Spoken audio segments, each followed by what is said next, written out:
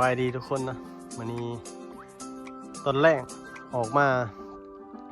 สิมายิงนกมาจุดเก่าแต่ว่าออกมาตอนแรก5 โมงแล้วเขาออกมาตอนนี้5 ก็มาฮอดนะจุดแคมป์บนเก่าเขาเนาะเขามาเท่าแล้วนี่แหละ50 พากันมานอนพักอย่างนี้แล้วมื้ออื่นแต่เช้าเขาจึงจะขึ้นไปยิงนกกินนะมากบนเก่าหั่นเนาะช่วงนี้มากมันลนแถวเทิงมันสิเมดแล้วมันเหลือมันขอนมาแถวเดียวเนาะต้นเดียวฮะเขาสิ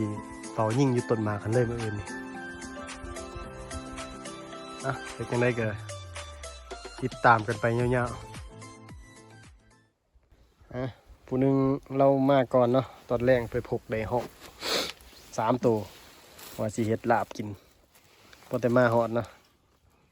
ใส่ลาบก่อนแล้วมื้ออื่นเช้าจึงค่อยว่ากันมื้ออื่นเฮาจึงสิไปเบิ่งยายกันเฝ้ามันกินหมากเขือเนาะประมาณนี้ได้แคมป์ผักเนาะขี้เหงื่อหน่อยหนึงหลายคนมาผักเนาะบ่ได้มีแต่เฮากำลังจัดการขวดตัวเหาะ2 ตัวนะสิเฮ็ดกินแรกพอแต่มาฮอดยังบ่ทันได้ยิงจักบาทสิเฮ็ดลาบดิบอะ2 ตัวเลย3 คน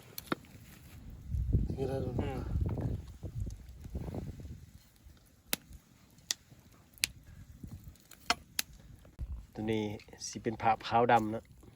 เปิดสีสดบ่ได้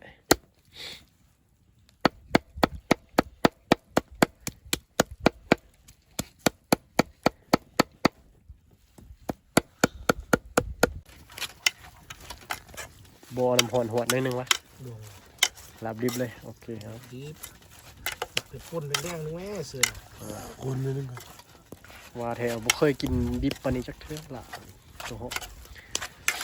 ท่านว่า ขัวแล้วใส่น้ำร้อนน้ำหน่อยหนึงคนเอาน้ำร้อนใส่หน่อยหนึงเคยอยู่ เผ็ดใส่ไล่ๆเลยคงเทว่ะคงเผ็ดนั่นน่ะเอาเดี่ยวตรงนี้กินมัดหัวนี่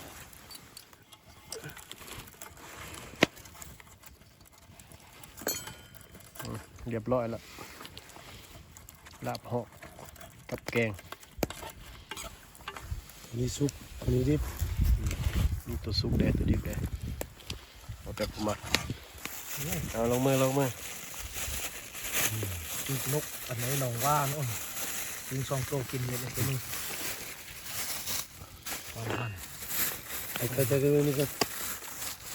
นี่เลยกัน นี่ตัวนี้อ่อนเลยกินข้าวอ่อนแล้วเนาะยังอุ่นอยู่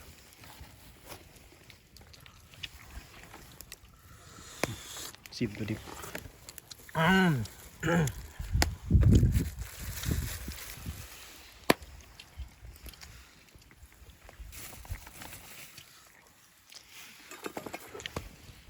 ห่วงเลย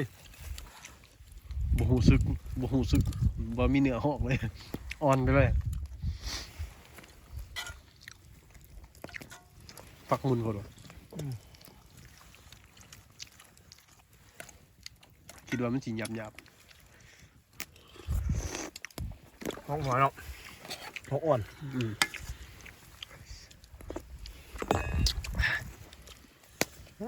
ตัว เอาห สุ มู ก คั่วก็เค็มว่ะ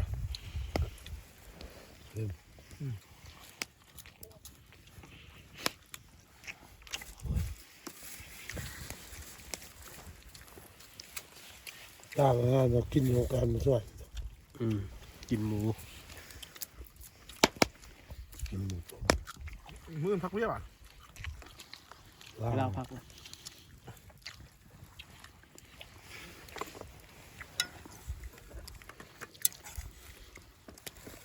แกงก็คมๆนิดนึงใส่ใ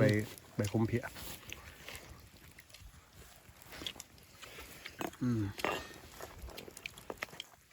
เอากินข้าวกินนะมื้ออื่นเช้ายังไปพกแต่เช้าเนาะเฝ้าเบิ่งตัวหอกนะฮะยังเป็นยิงนก ที่แล้ว ดีเลยละ ป่านนี้เราโง่คือคู่ออกไปเลยพร้อมเลย ตอนนี้ก็เป็นเวลา5 โมงครึ่งเนาะต้มน้ำกินกาแฟจักหน่อยสิพากันออกไปเฝ้าเบิ่งตัวหอกเนาะเดือน5ก็ลงที่จริงมื้อนี้มื้อค่ำนึงเนาะเดือนยังแจ้งเดือน5ก็ลงเมื่อกี้นี่ตอนตำอิดยังกินแจ้งอยู่ตอนมาตื่นมา4 โมง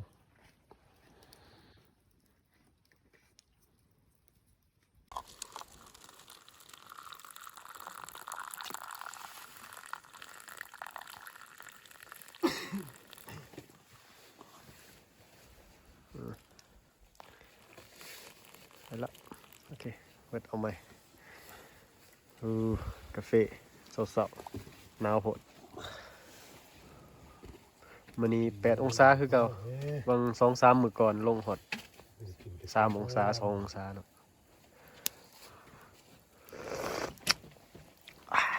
ลวกปากไปเอาทุกคน6 โมงยังละกินกาแฟแล้วเราจะพากันไปย่างสิไปเบิ่งเครือหมากเหมือนว่าแรงบ้านนี่เขาก็ยิ่ง3-4 บาทได้3 โตเมื่อ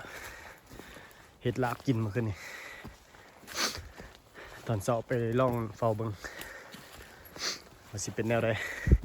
แล้วเขาจึงไปยิงนก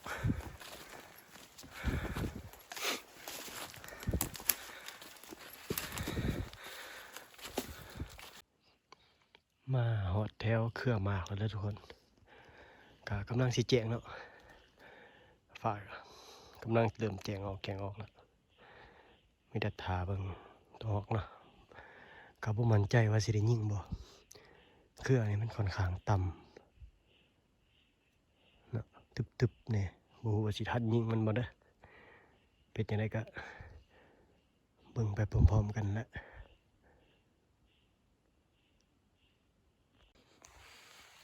เฮามาเฝ้าก็มาด้วยทุกคนนะมื้อเช้าไปเฝ้าตัวหอกก็บ่ได้ยิงเห็นตัวเดียวแล่นกายบ่ได้ยิงมันซ้ำมันฝ่าลมเนี่ยเนาะลมมาแล้วมันแล่นหนีเลยมันนะขึ้นมาแต่ฟังย่างขึ้นมาแต่ลุมเมื่อยเอาถาเบิ่งยิงนกอยู่ต้นนี้เอาต้นเก่าเฮานี่แหละเฮามาเถอะก่อนแต่ว่าหมาก็ยังลายอยู่เนาะทุกคนเลยแบตกูปูจักเป็นอีหยังหมดอันน่ะนกเขามาบ่ค่อยลายยิ่งเมื่อกี้เป็น10 ปลายตัวบ่ได้ทายจักตัวแบตอันนี้หมดสากเต็มแล้วมาแต่มันเปิดเองเนาะโอ้นกเขามาลายๆยิ่งบ่ได้ทายเลยเนาะอันนี้นกได้10 ปลายตัวแล้วเด้นกสีดเด้2 ตัวยิงแต่ว่ากูปูแบตเบิดจะนกหัวขาวยังสากอยู่จนในแบตเต็มแล้วจังสีทายไปตัวนี้ก็ได้ประมาณนี้ละนางเฝ้าเบิ่งมันเริ่มบ่มาปานใดละนั่นเนาะ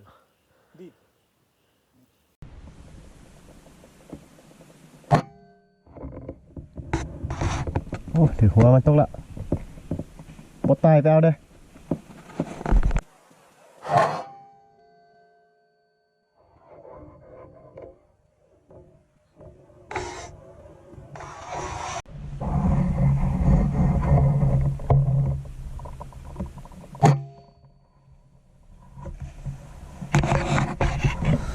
ข้างลากไก่เขา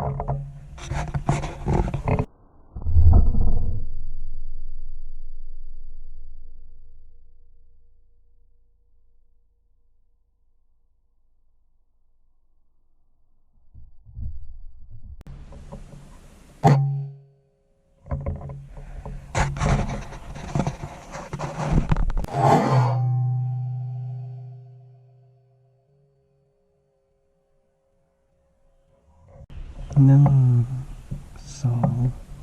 3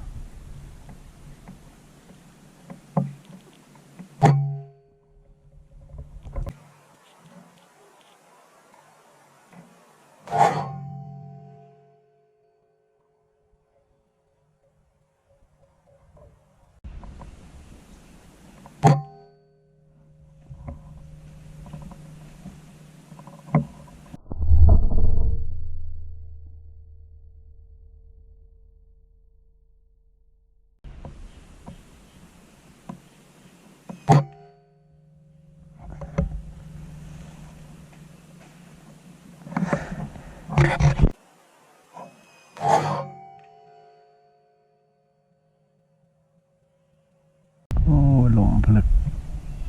หน่วยพันง่อยเบียวซะ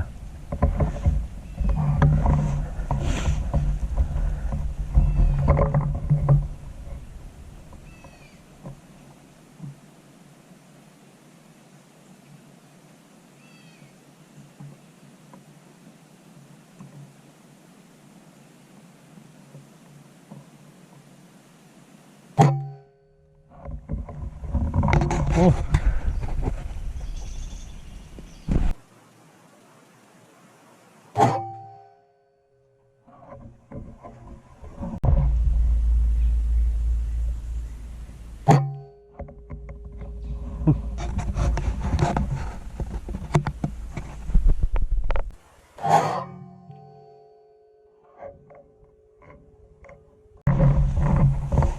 หลายตัวหลายตัว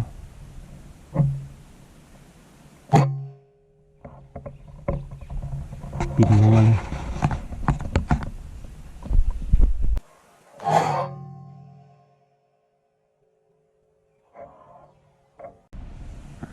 2 ตัวโอ้ย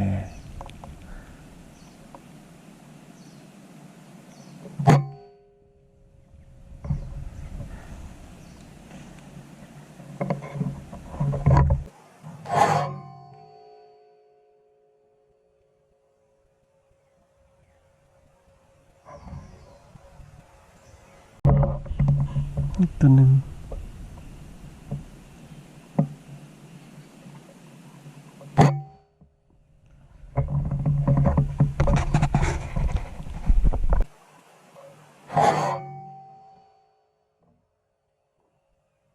มาอีกเนาะ1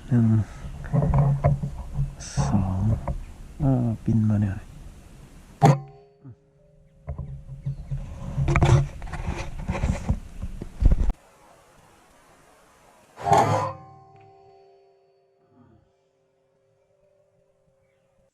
อันนี้เป็นลูกที่เขาใส่ยิงนกเนาะ5.52น้ำหนัก 18.6 เกรนเลยตัวนี้ตัวเขาใส่ปัจจุบัน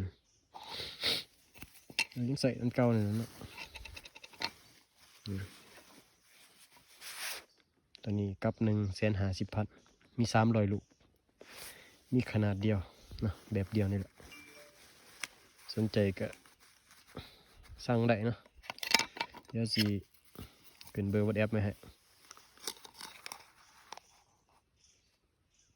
ได้นกตัวนะนี่ตัวนึงครับยิงตัวสบายสุดซะมีหลายตัวเต็มหมดต้น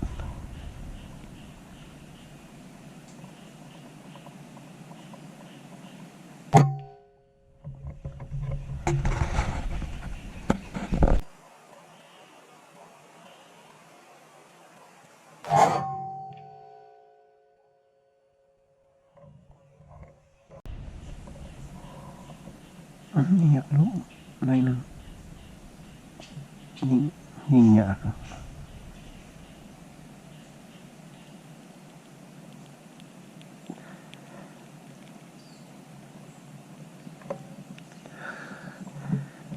สิบินฟ้าอะไรได้นี่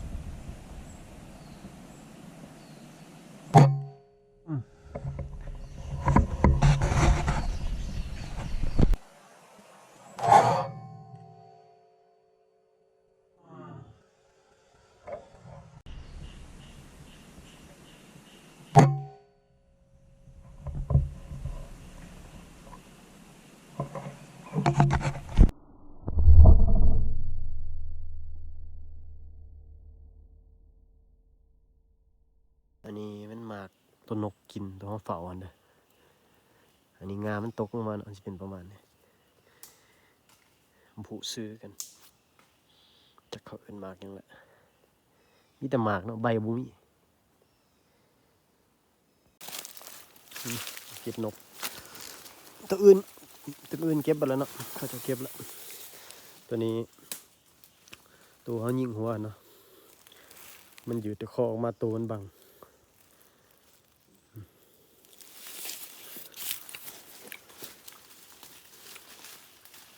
มาเบิ่งตัวนกอันน่ะหลังจากสโคปแคมสากได้เนาะได้ตืมซ้ำนี่จักตัวไปนับเลยจีได้อยู่ประมาณ20ปลายมีแต่นกหัวขาวนี่เนาะนี่มีแต่ห้องเขายิงตัวมือ10 ปลายตัวหันต่างหากตัวนี้มันตัวใหม่สิลงมาพักกินข้าวก่อนปืนอันนี้ไปเลาะยิงจักบูว่าได้จักตัวมันบ่เข้าเป่าปานใดปืนใหม่อาจจะดาดเก็บเสียงเนาะตัวนี้มันตัวมือเสาเนาะตอนบริใส่สโคปแคมกองหนึ่งตั้งไฟปิงกินข้าวพักผ่อนจักหน่อยจึงขึ้นไปประจำทีไหมถือว่าสมควรนกก็ได้เก็บคนเก็บก็แน่นอนเนาะเสียดำตัว2 ตัวหรอกยังมีตัวขางกอใหม่เนี่ย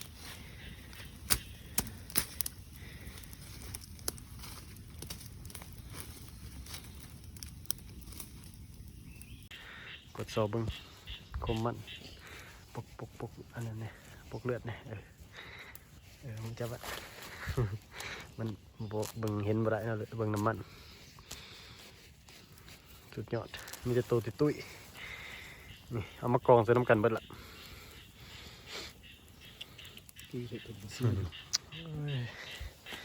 ตีนคัก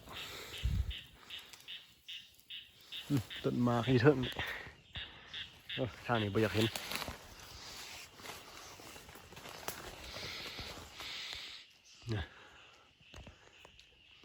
มันอยู่ทั้งลุมนี่ยิ่งบ่ถือแล้วมันสั่นหมด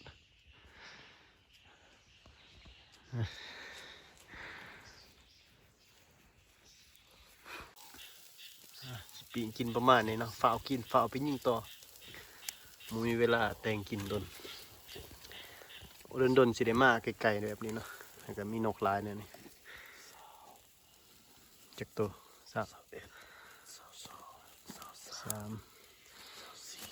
26 27 28 29 30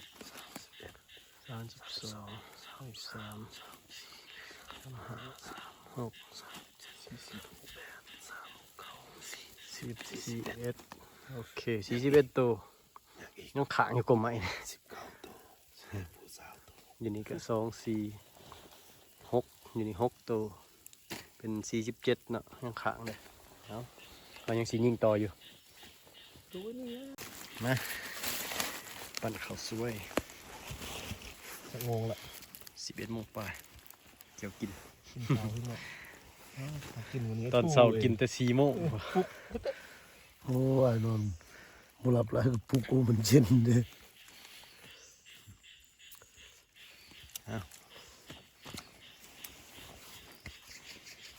มือเร็วดิ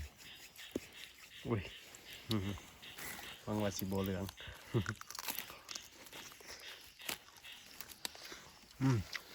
แซ่บมันก็มืดเท่านั้นแล้วถ้ากินข้าวเช้าหิวไว้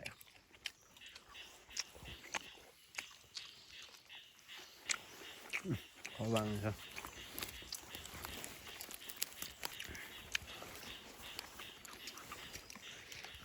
กินข้าวก่อนจังหน่อยจึงไปเบิ่งยิงนกต่อ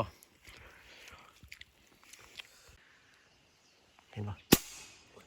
โอ้ยบ่มีลูกนี่ฝากคว้านี่เห็นไหมตรงหัวนี่นี่ขว้ามือนี่นะไปเปรี้ยวๆนี่นะนี่ห้องแอ๊กอยู่นะเห็นปะโอ้เห็นอยู่บนมีใบไม้นะไปซะแม่ลูกบ่ใส่คุ้มยิงนก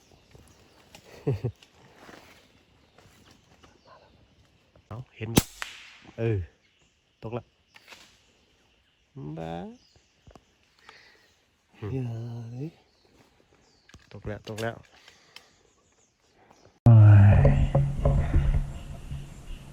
จับบังนา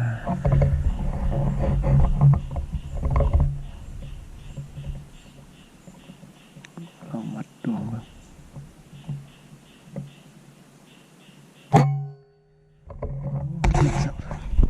นกสีดเรียบร้อย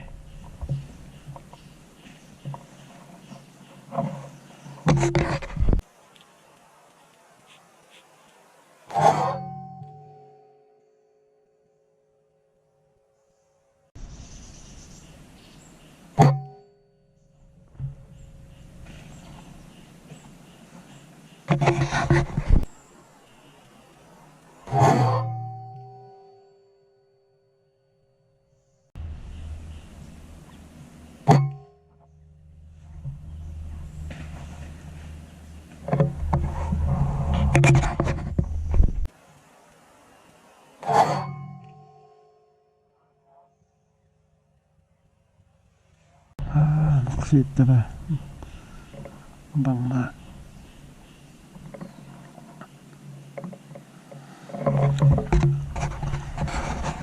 ถามว่ามันโดดก่อน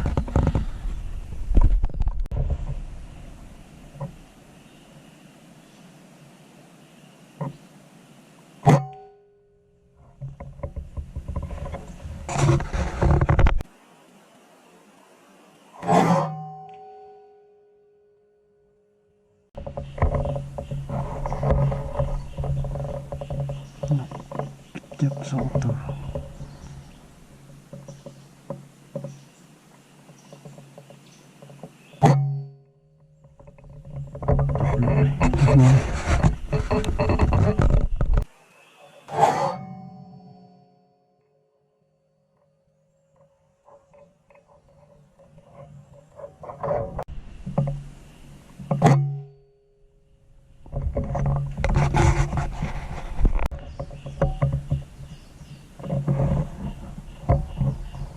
โอ้ยนี่คิดว่านกอีหยัง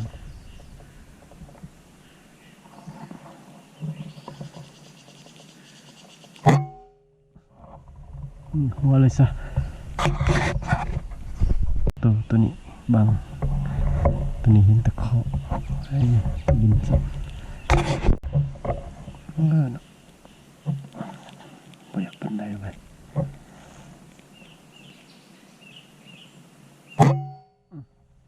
ตกเสย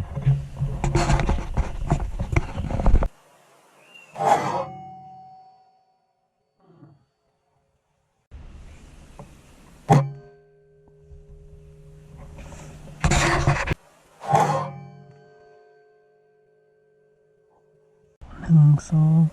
3 4มีหลายตัวอยู่นะเอาตัวไหนวะตัวนี้ก็ไม่อยากคักมันได้เลย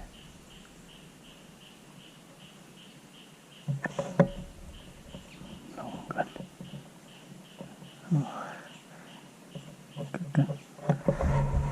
ตัวนี้ดีกว่าตัวนี้ก็สิยิงไง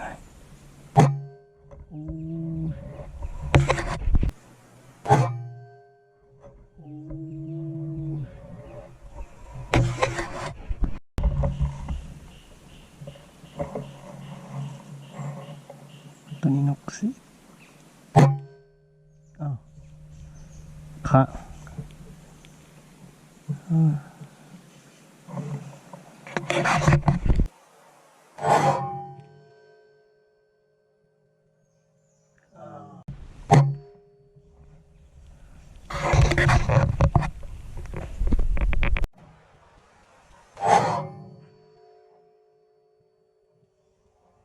นกสปี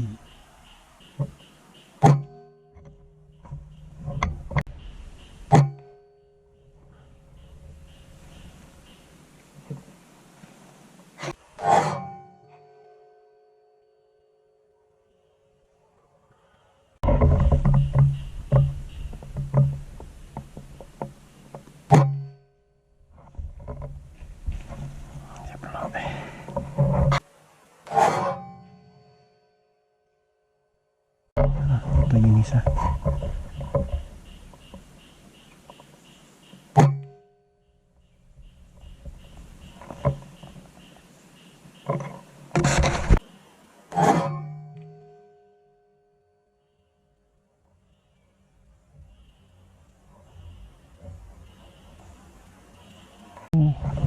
ยับเลยนะขี้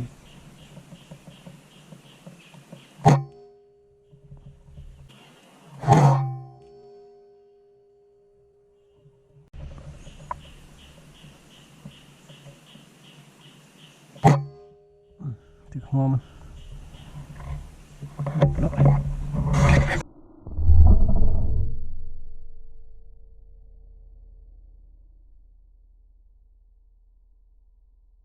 เอาสีใหญ่ไปเลาะเบึงก็ไม่เนาะก็นี่ก็หลังจากกินข้าวแล้วมากก็ยิ่งหลายตัวอยู่แต่ว่าเขาสิปะให้ MC นั่นเฝ้าเนาะเพราะว่าบ่อยากปันใดมันดาดเก็บเสียงเนาะปืนเขายืมมามีแต่เขาสิไปเลาะยิงเบิ่งแถวเทิงเป็นอะไรก็ตอนแรงๆเขาสิไปซอกบอลเฝ้าตัวหอกต่ออีกเนาะจึงเมื่อนี่เด้อนกมันยิงหลังจากกินข้าวแล้วเก็บมาเป็นไรได้เติมหลายตัวอยู่เนาะมีแต่เขาสิออกไปเลาะเบิ่งต้นไม้โอเค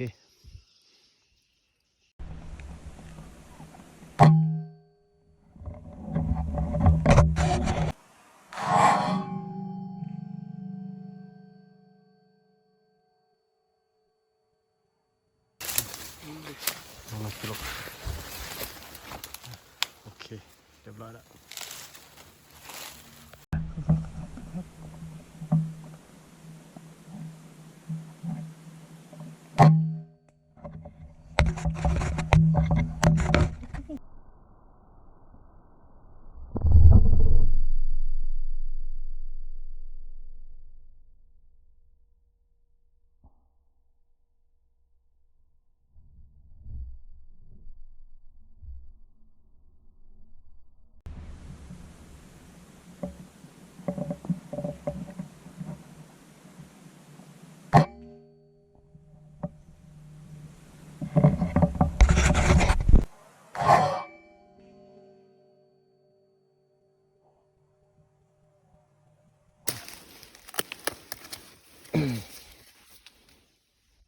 ได้อีกนกจิบจับเนาะ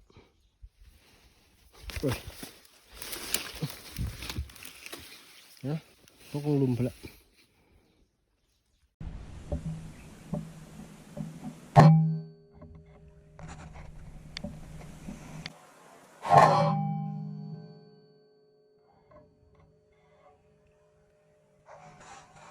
หลังจากเรา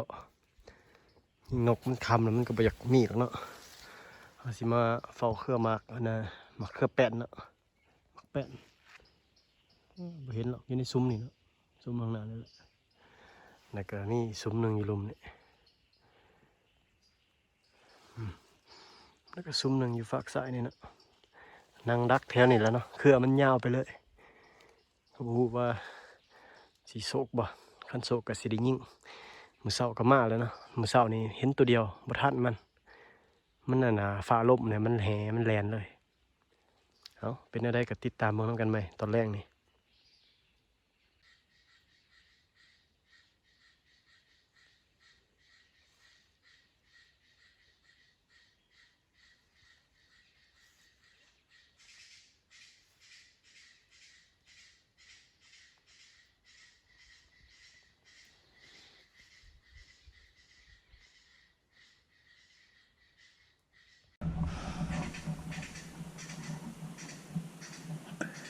ตึก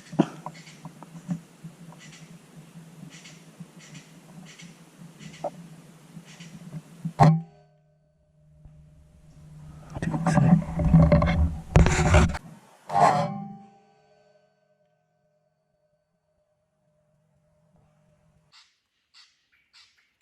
ต้นในมันมาห้องทางหลังนี่นะถ้ามันขึ้นกอใหม่สียิ่งได้อยู่บ่เห็นมันบังบัด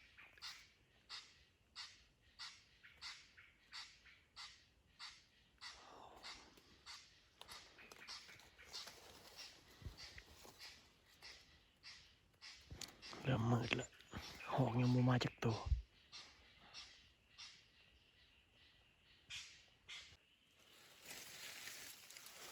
ลงเอา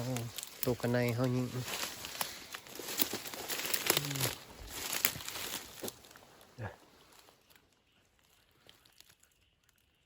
ตัวเดียวตัวหนึ่งมันห้องทางหลังขึ้นก็หมายแลนเลยยิงบ่ทันที่ขึ้นกับสิ้นสุดการเฝ้าตัวเหาะเกือบบไดิยิงคันบ่ยิงบูปลาเลยก็สิบ่ได้ยิงจากบ้านไปบัดนี้เขาสิเอากลับไปตูบไปนับเบิ่งนกเนาะว่ารวมมันสิได้เท่าใดยิงหมดมื้อก็บ่เบิดมื้อเนาะตอน1 โมงเฮาหลับไปเลาะมันก็บ่ได้ไปเลาะมันบ่อยากมีนกปานใด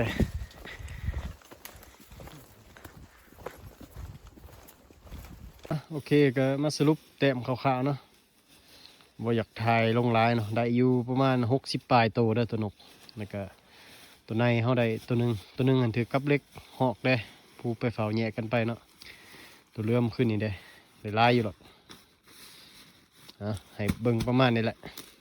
มีแต่สิพากันกลับแล้วเจอกันใหม่รอบหน้าบ่ว่ากันเนาะดนๆมาได้หลายแบบนี้อันนี้มันนกเฮาลกคนแล้วเนาะมีแต่ตัวอ้วนๆมันเลยปันกันได้ผู้ละ21-22ตัวเนาะทั้งนกหน่อยเนี่ยตัวนี้หอกกับปันกันผู้โตประมาณนี้